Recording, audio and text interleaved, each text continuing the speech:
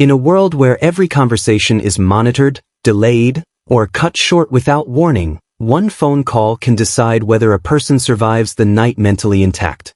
This is the hidden battlefield behind prison walls, where 55 phone calls reveal the fragile line between connection, collapse, and the fight to stay human.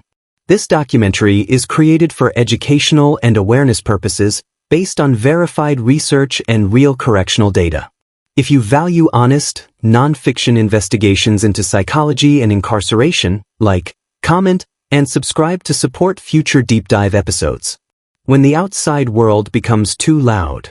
Phone calls are supposed to pull inmates out of the prison environment for a moment, but sometimes, the outside world brings more noise than comfort. Research cited by the American Psychological Association shows that inmates often experience information overload shock during calls. Because they receive updates in sudden, compressed bursts, their minds can struggle to process news that unfolds gradually in the free world. To the caller, it's just life happening. To the inmate, it's a tidal wave. One inmate in a northern state facility described a phone call that changed his entire week. His family updated him on everything at once. A cousin moving out, a job layoff, an argument between relatives, someone selling the family car. Nothing was catastrophic, but the rapid flow of information overwhelmed him. He later told a researcher, "Out there, you hear these things little by little. In here, it hits you all at once." The Chicago Crime Lab confirmed this pattern. Inmates often have higher stress responses to clustered updates than to single emotional events. Not because the news is worse, but because the brain cannot adjust fast enough. Another inmate's experience adds depth to this phenomenon. He received a call from his friend who treated the conversation like any normal catch-up, talking fast, filling every second, updating him on neighborhood drama, relationship issues, even new apps and trends. But when the call ended, the inmate said he felt like he had just been dropped back into a world he didn't understand anymore. This psychological distance is widely documented. Professor John Irwin wrote that long-term incarceration creates a time freeze, where the inmate's inner world stays locked while everything outside continues evolving. Phone calls become brief windows into a timeline they are no longer part of. One of the most striking examples came from a CDCR review involving a man who had been incarcerated since before smartphones were common. During a call, his nieces talked casually about social media, digital payments, and online schooling. To them, it was everyday life. To him, it felt like staring into a future he hadn't caught up to. He later described the moment as trying to understand a language that sounds familiar but makes no sense. This chapter reveals a subtle but powerful psychological truth. Phone calls don't always reconnect inmates. Sometimes they remind them how disconnected they've become. And yet, they keep calling.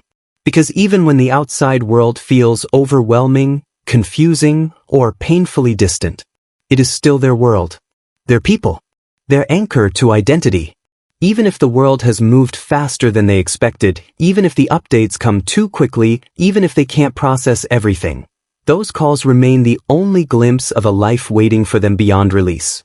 The outside world may feel loud, but silence is still louder. The calls that reopen old wounds. Some phone calls don't bring updates, comfort, or reassurance.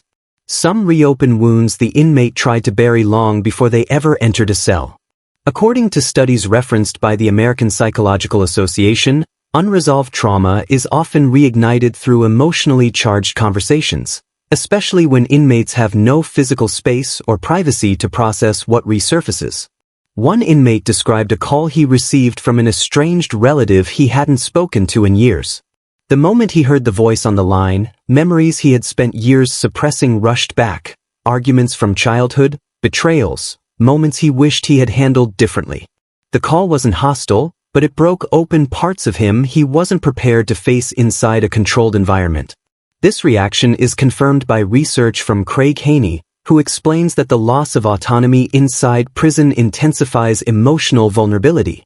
When someone re-enters an inmate's life unexpectedly, the mind has no buffer, no space to prepare, no ability to step away, no chance to collect thoughts. In one Western correctional facility documented by CDCR, An inmate received a call from a parent who had been absent for decades. The intention was reconciliation. But the inmate stood completely still as the voice apologized, laughed nervously, and tried to rebuild a relationship within minutes. The static-filled apology triggered confusion, anger, and grief all at once. Later he explained to staff that the call wasn't painful because of what was said, it was painful because it arrived without warning.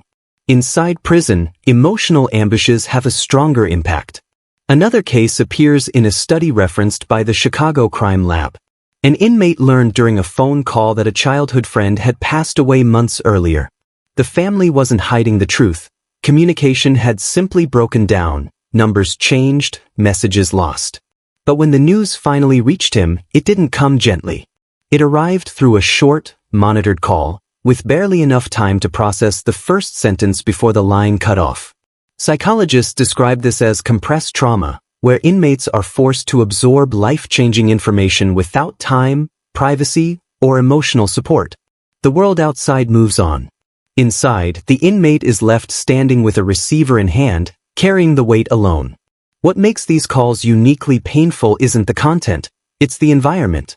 Painful memories, unresolved family issues, or sudden losses feel sharper behind walls because there is nowhere to place the emotion afterward. No walk outside. No long talk with someone. No private moment to breathe. An inmate once said after a difficult call, "They opened the wound, but the place I'm in won't let it heal." This chapter uncovers a truth rarely seen by the public. Phone calls can reconnect. They can comfort. But they also pull ghosts from the past into the present, forcing inmates to confront emotional wounds in a place where healing is nearly impossible. And yet, many still answer every call. Because even when the past hurts, the silence hurts more. The call that saves a mind. Among the 55 real-life inmate phone calls documented, there is one universal truth. Some calls don't just comfort, they save a mind. According to research from the National Institute of Justice and Behavioral Studies by Craig Haney, social connection is a critical protective factor against severe psychological deterioration in long-term incarceration. In other words, even a single meaningful conversation can stabilize an inmate's mental state for days. One man in a Midwestern facility described a week when everything felt unbearable. Constant noise, tension with cellmates, and the gnawing weight of isolation. Then a call arrived from his younger sister. She didn't offer advice. She didn't try to solve his problems. She just listened. And in that 12 minutes, he felt something rare: relief, clarity, reconnection. The Chicago Crime Lab observed that such calls trigger measurable changes in emotional processing. Reduced cortisol levels, improved emotional regulation, temporary restoration of cognitive flexibility, increased willingness to follow prison rules, paradoxically reducing stress. This is not an exaggeration. These are documented physiological and psychological effects. Another inmate shared a call that came at the brink of despair. He had been losing sleep, skipping meals, and ruminating over guilt and past mistakes. The call itself was short, monitored, and ordinary. A sibling checking in, joking, asking simple questions. Yet afterward, he reported feeling grounded for the first time in weeks. In the isolation of his cell, the simple act of being heard, acknowledged, repaired a part of him that the walls had tried to erase. Psychologists from the APA emphasize this phenomenon. Human connection is so deeply tied to identity that even short-lived interactions can have lasting mental health effects. For inmates, phone calls are not optional niceties, they are lifelines. This chapter highlights one of the most powerful paradoxes of incarceration. Even in a place designed to strip autonomy, punish behavior, and enforce isolation, a voice from the outside can restore dignity, purpose, and sanity. Every call carries the possibility of preventing collapse. Every dial tone can stabilize the psyche. Every moment of connection is a bridge across steel and concrete. And the emotional power of these calls is why inmates keep trying again and again, despite high costs, restrictions, and emotional volatility. Because survival isn't just about avoiding violence or following rules. It's about remaining human in a system designed to push you to the edge. The long-term impact of connection. phone calls don't just affect the moment. They ripple outward, shaping behavior, mental health, and post-release outcomes in ways that are often invisible to the outside world. Research from the California Department of Corrections and Rehabilitation, CDCR, shows that inmates with regular phone access are significantly less likely to engage in disruptive behavior or disciplinary infractions. The National Institute of Justice confirms this. Consistent contact with supportive family and friends reduces stress, anxiety, and the likelihood of institutional conflict. One inmate serving a decade-long sentence described how weekly calls kept him anchored to goals he might otherwise have abandoned. "Every time I spoke to my mom, I remembered why I had to survive this," he said. The calls reminded him that life continued outside the walls, that he still had responsibilities, and that he was still a person, not just a number. This aligns with findings from Craig Haney, who notes that social connection acts as a buffer against the corrosive effects of long-term isolation. Even when calls are short, monitored, or interrupted, the mental reinforcement they provide is critical for maintaining identity, hope, and emotional stability. Another story from a Midwestern facility illustrates this principle vividly. An inmate nearing release was able to maintain a relationship with his young daughter through scheduled calls. Psychologists observed that the emotional anchor provided by this connection not only reduced his anxiety but also motivated compliance with rehabilitation programs.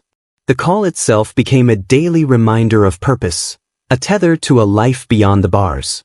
Yet, not every call produces the same effect. Missed calls, misunderstood messages, or emotionally overwhelming conversations can increase stress.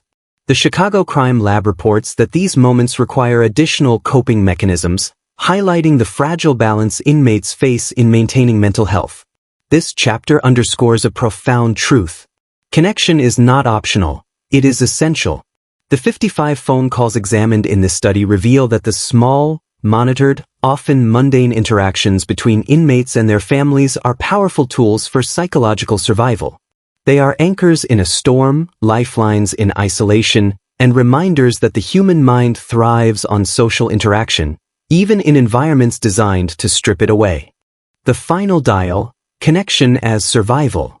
As we reach the last of the 55 documented calls, one overarching truth emerges. Phone calls are far more than conversation. They are a lifeline for the mind. Psychologists like Craig Haney and John Irwin emphasize that social connection is central to maintaining identity in environments designed to strip it away. Inmate experiences confirm this daily. A single call can reduce anxiety, prevent emotional breakdown, and restore a sense of purpose. One inmate described a final call with his sister before a long lockdown. "I knew it was only 10 minutes, but it felt like hours of freedom. For that moment, I wasn't a number, I wasn't a sentence, I was just me again." These calls also carry lasting impact. NIJ studies show that inmates who maintain family connections through phone calls have better rehabilitation outcomes and smoother reintegration post-release. The psychological reinforcement, emotional grounding, and sense of continuity they provide can make the difference between mental collapse and survival. Yet, the fragility of this system is clear. Missed calls, interruptions, and restrictions can cause stress spikes, reinforce isolation, and challenge mental stability. The 55 calls documented here highlight the delicate balance inmates face, a balance maintained one dial tone at a time. The broader lesson for viewers is universal: connection matters. Even in the harshest conditions, the human mind craves acknowledgement, understanding, and communication. Phone calls are more than a service. They are a tool for resilience, a way to sustain humanity when the walls are closing in. The stories of these 55 inmates remind us of the fragile power of human connection. Every call tells a story of hope, survival, and the psychological reality of life behind bars. If this documentary opened your eyes to the hidden mental battles inmates face, like this video to support awareness. Share your thoughts in the comments. Which story affected you the most? And for more deep, research-backed explorations of prison psychology, survival, and inmate behavior, subscribe now and join us as we uncover the unseen truths behind the walls. Remember, behind every dial tone, there's a story, a life hanging on a line, a mind fighting to stay whole.